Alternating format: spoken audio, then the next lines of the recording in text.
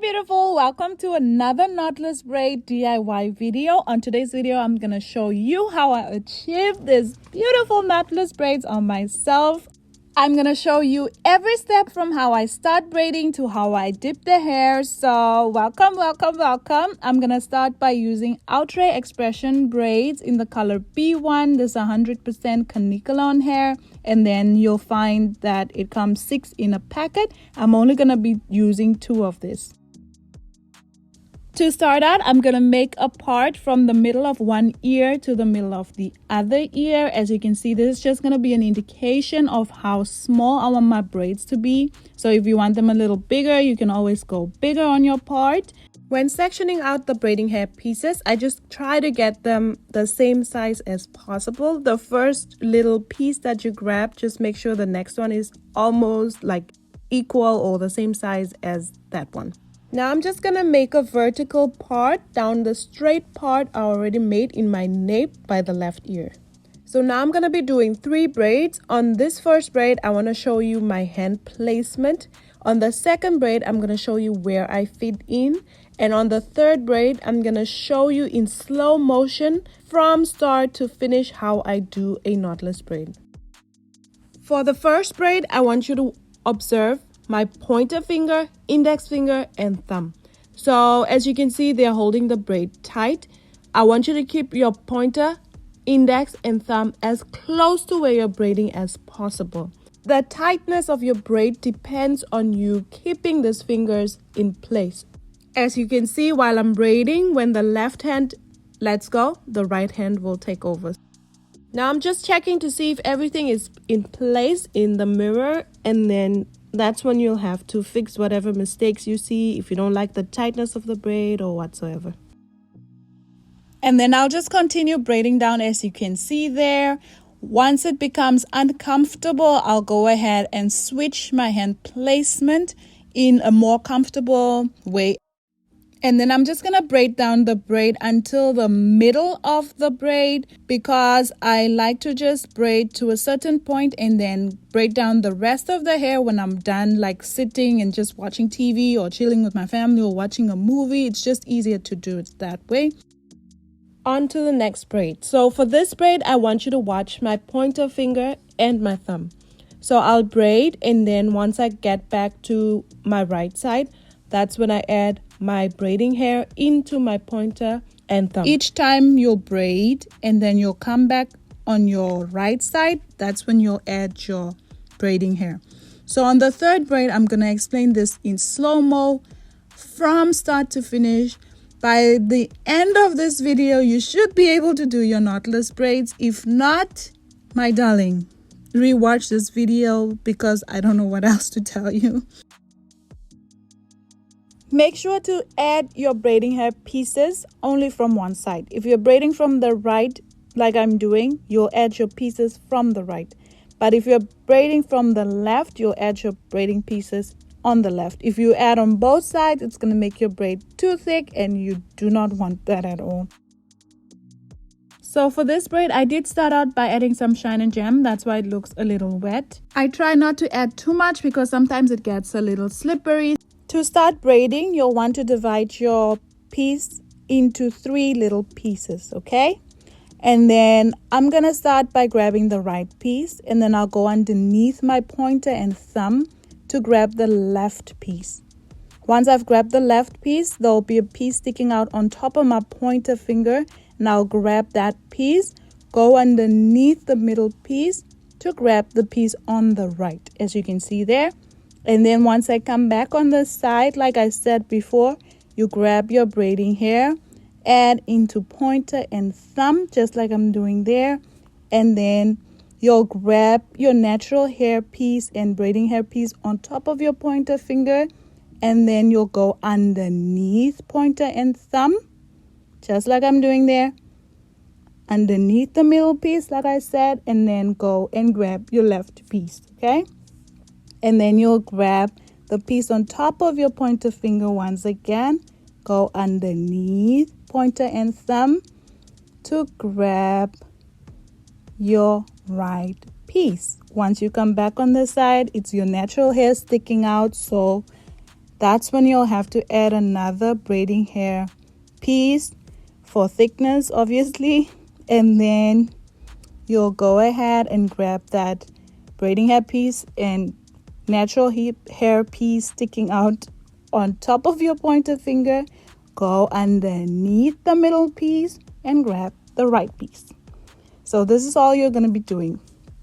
Keep repeating the same process and I promise you, you'll get it. All you have to do is watch this video. It's not mirrored, so you can just directly stand in front of the TV or the device you're watching it from and then just do the same thing. If this has been helpful to you so far, make sure to smash the like button. It helps my video reach a lot more people that need it. Repeating the same method. I promise you, if you watch this and try it while you're watching, I promise you, you'll get this. This is how I learned, and I think this is the easiest way of learning. So now I'm just braiding down. I did speed it up a little bit.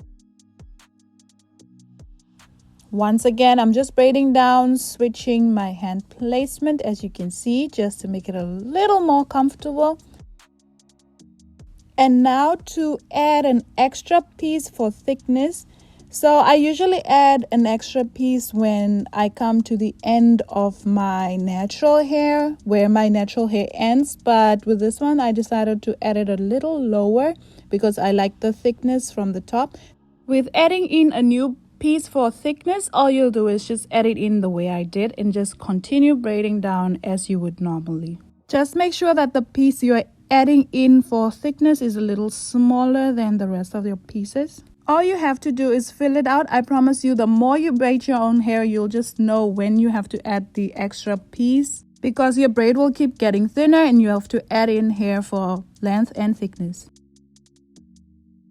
Now with parting out your rows, I noticed that just follow my head shape in a curve is the easiest I've ever found. Like, I feel like it's easier even for beginner just to follow like what I'm doing. You go from this ear to the other ear. All you have to do is curve with how your head shape is. Like, just follow your head shape from ear to ear. Like when you start in your nape, make it a straight line, but then when you get to the top of your ears, follow your head shape until the other ear. I find this to be easier for me, but if you'd like a tutorial on how to pre-part in the same method, let me know down below and I'll do that for you. I did not blow out my hair, and that's why my hair looks like this. As you can see, like, I have to comb it out and all of that. I know it looks a little rough, but the footage is sped up, so it looks like I'm being rough on my hair, but I'm not really. So make sure your hair is blown out if you're gonna attempt this, because as a beginner, if you are a beginner, it's gonna be very hard. Like, it's gonna be very stressful if you have to comb out your hair every time you have to make a part.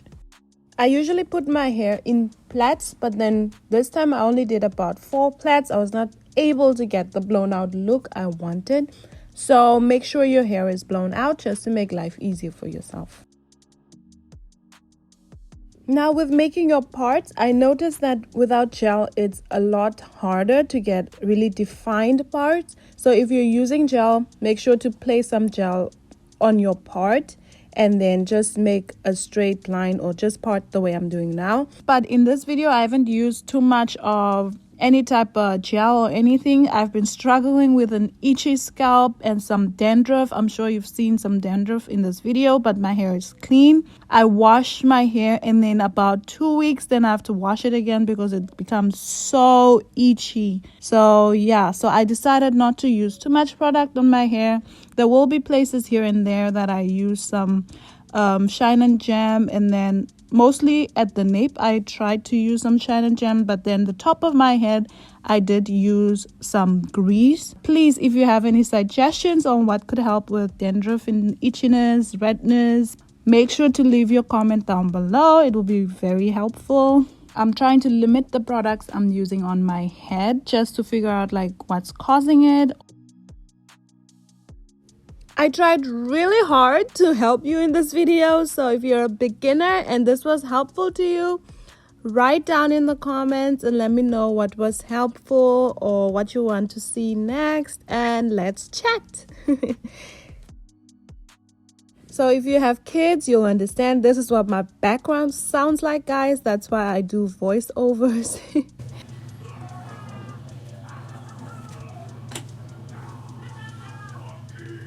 So for the hair in the back, I don't make the parts too small because no one's gonna be looking at that, and I don't have time to spend on that. Like, no one has time for that. I like to focus on the front because when you put your hair up, it's the front. When you put your hair down, it's the front that they see. So yeah. When you get to the top of your head, you know you're getting somewhere. This is not easy, guys. It's not easy. Will never get tired of saying this. It's not easy doing your own hair. You have to go through a lot of self-motivation, stress. I go through a lot. I have to talk to myself, convince myself that I can do it, like motivate myself, be like, only a few more braids left, like, and then I take breaks in between if I need to. It's just not easy. I enjoy doing my hair, but it's not easy, and plus I save a lot of money doing my hair. So whenever I run out of braiding hair, I just grab the braiding hair piece, comb through it, and then section out little pieces. Once full, I just go ahead and braid again until I have to section out little pieces again when I run out. Another tip when doing knotless braids, make sure your braids do not fall on top of each other. Make sure there's a braid on top and then there's a part below it. All I mean by this is make sure that your braids do not fall on top of each other. I have another knotless braid video which you can see on the screen now that I didn't do a bricklayer method, and that is just like free parting. So if you don't understand what I mean by bricklayer method, you can check out that video and that will help you understand. I will make sure to put it at the end of this video so you can just click on it. So when I say bricklayer method, you know, when like you see like a staircase from the side, you know, that's what you want to see on your braid, something like this. So when it looks like that, that's when you know you're doing it the right way. So when you like open your braids from any side, you should be able to see like a staircase. I don't know how to explain it, but I hope you get it.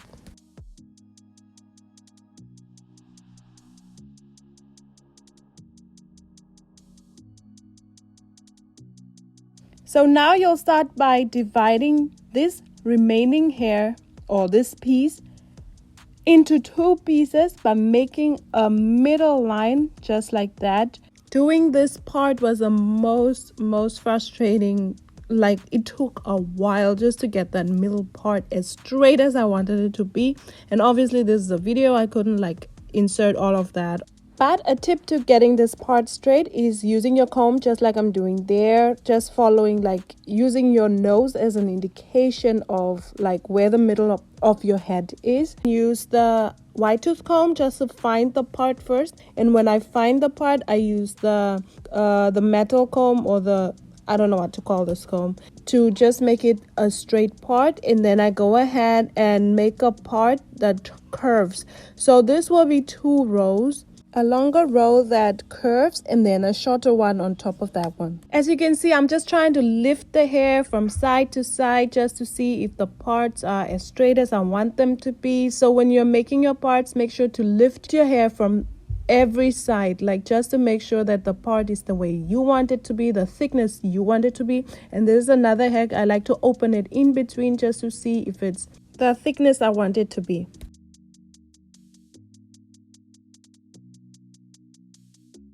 Once I get that part to be as straight as I want it to be, I'll go ahead and braid down this one as well. And then once I'm done with these 2 little rows, I'll do the same thing on the other side.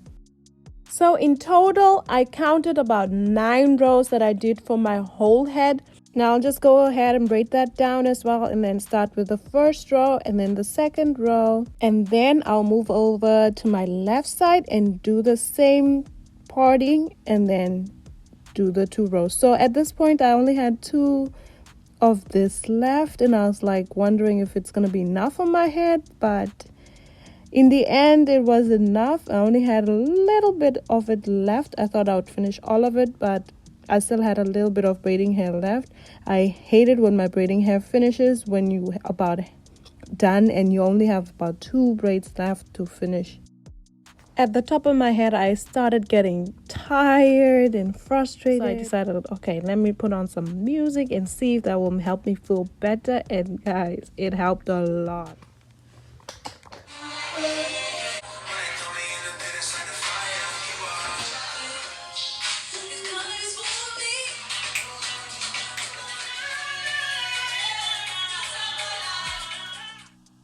At the top, my hair's usually thicker than the nape, so I try to add in more pieces. And also I like to braid it about 3 or maybe 4 times before I start adding in the hair, just to make sure that it looks a little more natural.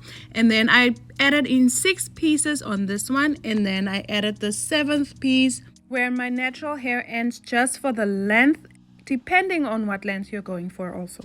Still listening to music at this point, that's why the movement is a little weird. If your braids look a little stiff while braiding, don't worry about that. As soon as you put it in the hot boiling water, the water will fix that.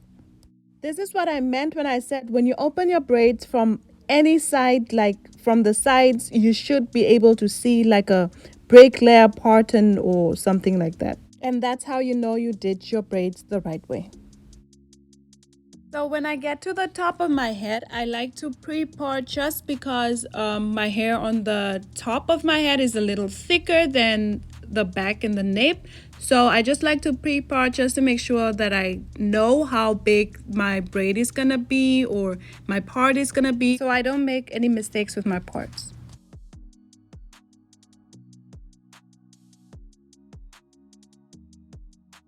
At this point, I was happy to be done, to be on my last row, because my arms were begging me to stop. Like, they were burning, guys. It's not easy.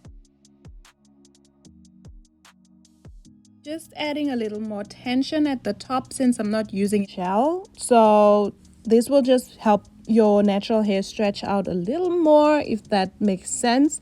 So I just try to like get it to be as neat. Oh my god, I can't speak. As neat as possible. You see here? So this is the reason why I say to curve with your head. So the more you curve and just follow your head shape, the prettier the parts come out. Just look at that. And that's the only way I do my knotless braids, as ever since I learned how to do it that way. So now I'm just gonna sit down, relax, watch TV, and just braid down the hair. Like I said, it's just easier to do this later when you're done with your whole entire head. So I just do this while watching TV, like I'm saying. So now I'm just gonna braid down and show you how I tie my braid at the end. So just grab a piece of the braiding hair, just like I'm doing there. Go around your index finger and pointer finger, place the little piece on the top, and then pull through to make a little loop. You can do this twice if you would like, but I just don't see a reason for doing that, because I'm going to put it in hot boiling water. So it's not going to unravel at all. So make sure to put on your water right before you're done braiding, and then make sure it's boiling hot water. I use a jar just to like dip my hair into it, because I have to do it myself. And I make sure to leave like a towel on my shoulder. As you can see, like I place it on the shoulder just to make sure I don't burn myself. And then I dip my hair. If I know that I didn't dip it enough, like there, it's not straight enough at the ends, I'll go ahead and dip a little more.